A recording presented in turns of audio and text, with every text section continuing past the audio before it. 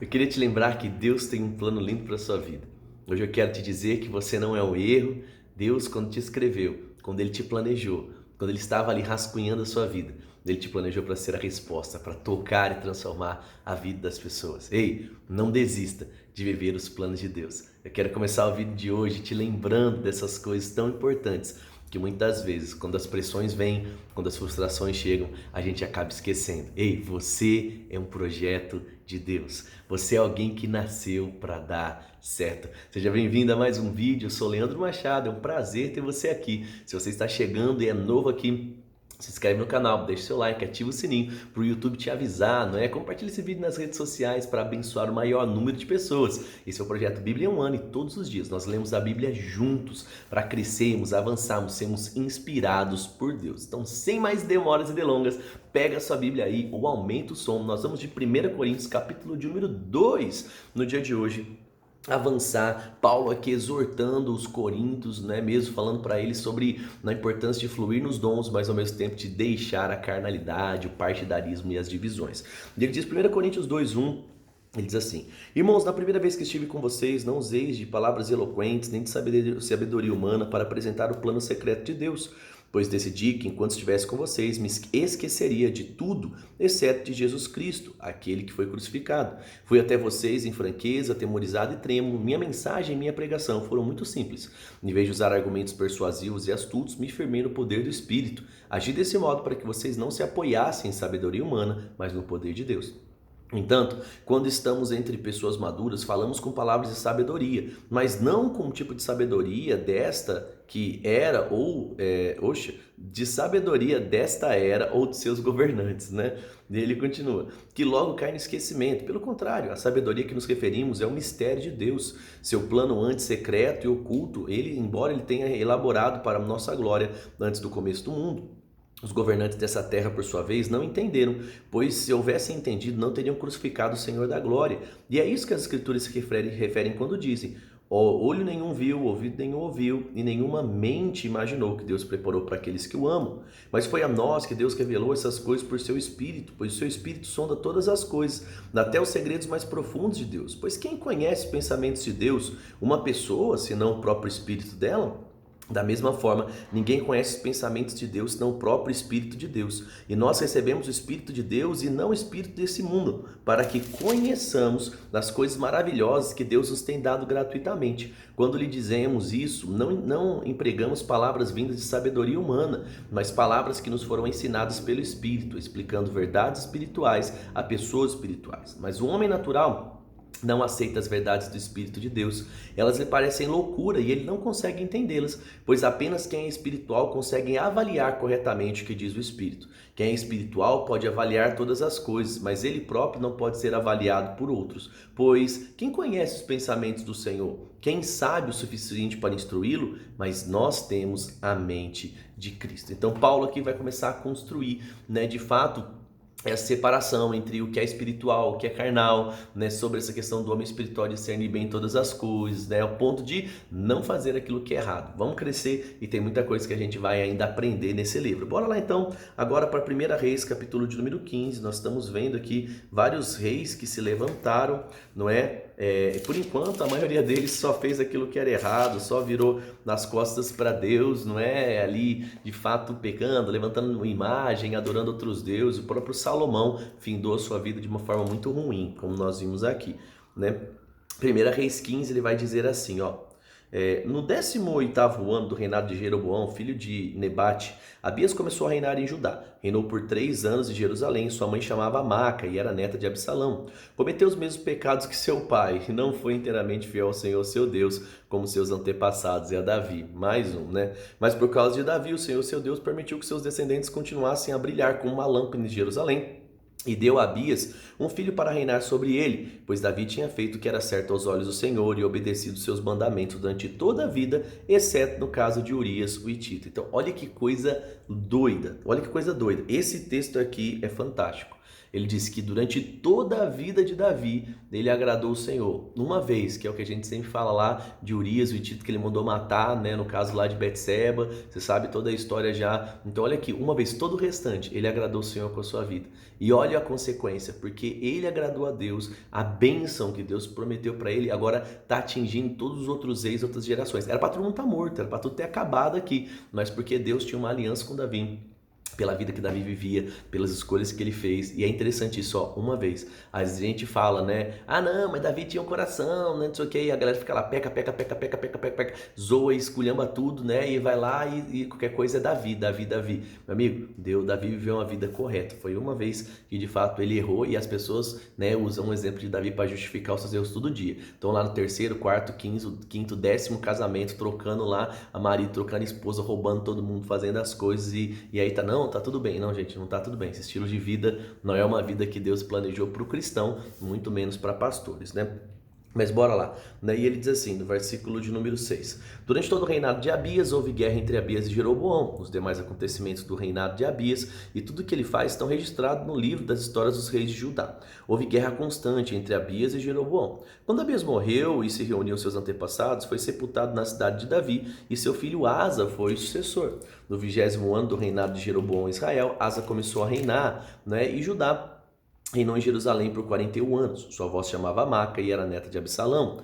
Asa fez o que era certo aos olhos do Senhor, até que enfim né? Ele diz assim, como seu antepassado Davi, e expulsou da terra os prostitutos cultuais, removeu os ídolos que seus antepassados haviam feito, chegou a depor sua avó Maca da posição de rainha-mãe, pois ela havia feito um poste obsceno para um deus de Aserá, derrubou esse poste obsceno e o queimou no vale de Cedron. Embora os santuários idólatras não tivessem sido removidos, o coração de Asa permaneceu inteiramente fiel ao Senhor durante toda a sua vida. Ele trouxe para o templo do Senhor a prata, o ouro, diversos utensílios que ele e seu pai haviam consagrado. Houve guerra constante entre Asa e Baasá, rei de Israel. Baasá, rei de Israel, invadiu Judá e fortificou Ramá, a fim de impedir que qualquer um entrasse ou saísse do território de Asa, rei de Judá. Em resposta, Asa juntou toda a sua prata, ouro que restava na tesouraria do templo do Senhor e no palácio real, e enviou alguns de seus oficiais em Ben-Hadad, rei da Síria, que governava em Damasco, filho de Tabrimon, neto de Ezimon, com a prata e o ouro, e a seguinte mensagem: façamos um acordo, você e eu, com aquele que houve entre seu pai e o meu. Envio um presente de prata ou ouro, rompa o seu acordo com Baasá, não é, rei de Israel, para que ele me deixe em paz. Ben-Hadad aceitou a proposta do rei Asa e enviou comandantes do seu exército para atacarem a cidade de Israel. Eles conquistaram Ijon, Dan, Abel Bet-Macá e todo o Quinerete, bem como a terra de Naftali, ou Naftali. Quando Baasá, rei de Israel, soube o que havia acontecido, abandonou o projeto de fortificar Ramá e permaneceu em Tirza. Então o rei Asa decretou que todos os homens de Judá, sem exceção, ajudassem a levar embora as pedras e a madeira usada por Baasa para fortificar Ramá. Asa empregou esses materiais para fortificar a cidade de Geba, em Benjamim, e a cidade de Mispa. Nos demais acontecimentos do reinado de Asa, a extensão do seu poder e tudo que ele fez, o nome das cidades que ele construiu estão registrados no livro da história dos reis de Judá. Em sua velhice, sofreu de uma doença nos pés. Quando Asa morreu, foi sepultado com seus antepassados na cidade de Davi. Seu filho de Josafá foi seu sucessor. Glória a Deus, até que enfim aqui mudando a história, né, de desobediência, né, de erro para com Deus. 25. Nabade, filho de Jeroboão, começou a reinar em Israel no 2º ano do reinado de Asa, rei de Judá. Reinou em Israel por 2 anos. Fez o que era mal, meu Deus, mais né? Fez o que era mal aos olhos do Senhor, seguiu o exemplo do seu pai Jeroboão e persistiu nos pecados que ele havia, cometido em Israel. Baasá, filho de Aías, da tribo de Isacar, conspirou contra Nabade e o assassinou, enquanto ele e o seu exército israelita sitiavam a cidade filisteia em Gibeton. Baasá matou Nabade no 3º ano do reinado de Asa, rei de Judá, e se tornou seu sucessor. Assim que Baasa subiu ao poder, matou todos os descendentes de Jeroboão. Não restou ninguém de sua família, exatamente como o Senhor havia anunciado por meio do profeta Aías, ou Aías de Siló. Isso aconteceu porque Jeroboão havia provocado a ira do Senhor com os pecados que tinha cometido e levado Israel a cometer. Os demais acontecimentos do reinado de Nabade e tudo o que ele fez estão registrados na história do livro dos reis de Israel. Verso 32, houve guerra constante entre Asa, rei de Judá, e Baasa, rei de Israel. Baasa, filho de Aías, começou a reinar sobre todo o povo de Israel no terceiro ano no reinado de Asa, rei de Judá. Reinou em Tirza por 24 anos. Fez o que era mau aos olhos do Senhor, seguiu o exemplo de Jeroboão e persistiu nos pecados que Jeroboão havia levado Israel a cometer. Então, misericórdia, né, meu? A gente tá assim, ó, 3 ruim e um bom, né? E aí 3 ruim, 4 ruim e um bom. Misericórdia, né? A gente precisa ver mais pessoas, né, se levantando aí, fazendo aquilo que é certo. Então bora lá pra gente finalizar. A gente vai de Joel, né? Vamos lá, Joel agora, capítulo de número 2, a partir do verso de número 18. Vamos ver Joel 18 até o fim aqui, né? Que é até o 32. Então ele diz assim, ó, Joel 2:18. Então o Senhor teve compaixão do seu povo e com zelo guardou em sua terra. E o Senhor então respondeu: Vejam, eu lhes envio cereal, vinho novo e azeite, suficientes para saciá-los. Vocês não serão mais objeto de zombaria entre as nações vizinhas. Expulsarei os exércitos que vêm do norte e enviarei para sua terra seca e desolada. Os que estão na vanguarda serão empurrados para o Mar Morto e os da retaguarda para o Mediterrâneo. O mau cheiro dos corpos em decomposição se espalhará sobre a terra. Então ele está falando que se eles não se arrependessem, o negócio ia ficar feio mesmo. Certamente o Senhor tem feito grandes coisas. Não temam, ó terra, alegre-se e... Não, peraí, eu pulei aqui um montão, peraí. Não, pulei não, tá certo mesmo, para lá. Certamente o Senhor tem feito grandes coisas. Não tema, ó terra, alegre-se e exulte, pois o Senhor tem feito grandes coisas. Não tenham medo dos animais do campo, pois os pastos do deserto ficarão verdes. As árvores voltarão a dar frutos, as figueiras e as videiras ficarão carregadas. Alegrem-se vocês que habitam em Sião, exultem no Senhor seu Deus, pois ele envia as chuvas na medida certa. As chuvas de outono voltarão a cair, e também as primeiras chuvas. As eiras voltarão a se encher de trigo, e os tanques de prensar transbordarão de vinho e azeite. Eu lhes devolverei o que perderam por causa dos gafanhotos migradores, os saltadores, os destruidores, cortadores, e enviei esse grande exército devastador contra vocês. Vocês agora voltarão a ter alimento até se saciar. Louvarão o Senhor seu Deus, que realiza esses milagres em seu favor, e nunca mais meu povo será envergonhado. Então vocês saberão que estou no meio de Israel e que eu sou o Senhor seu Deus e não há outro como eu. Nunca mais o meu povo será envergonhado. Então a gente vê, gente, né? É interessante a gente ler Joel e ao mesmo tempo ler Reis, porque você percebe que vem uma série de escolhas erradas, né? De vidas de reis ali que totalmente, né, abomináveis daquilo que Deus tinha dito. Então Deus mais uma vez está falando assim, ó, meu, muda, se restaura, acerta aí, né? Porque olha o futuro, como pode ser ruim, mas olha como pode ser bom.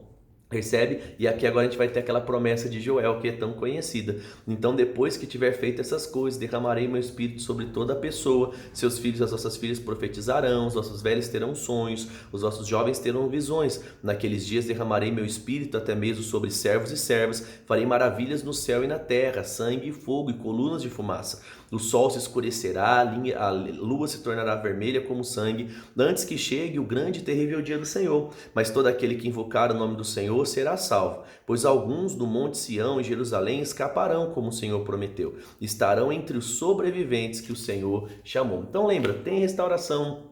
Deus dá sempre oportunidade, mas às vezes a gente aí que é meio cabeção, né? O povo de Israel era bem cabeção, né? E eles acabavam sempre virando as costas para Deus. Mas, né? Vamos ver, a gente sabe que até no final lá coisas vão acontecer e no fim tudo vai dar certo no nome de Jesus, amém? Vamos agradecer a Deus. Pai, eu quero te agradecer pela sua fidelidade, obrigado pela oportunidade que nós temos de crescer e avançar dentro daquilo que o Senhor tem para nós. Obrigado mesmo, Pai, porque a cada dia o Senhor tem mexido com os nossos corações, através da palavra, nos auxiliando, Pai, a identificar aquilo que é certo, aquilo que é correto, aquilo, Pai, que precisa fazer parte da nossa vida. Te agradeço mesmo por dias melhores, Pai, alcançando nas famílias os meus irmãos, as finanças, a saúde, tudo dando certo, para que o Teu santo nome seja exaltado. Te agradeço por tudo, no nome de Jesus. Amém. Amém? Compartilha aqui comigo, escreve que Deus falou no seu coração no dia de hoje, né? Tem gostado dos nossos vídeos? Escreve aqui também para eu saber. Compartilhe com a pessoa que você ama e eu te espero amanhã no nosso próximo vídeo. No nome de Jesus. Tchau, tchau.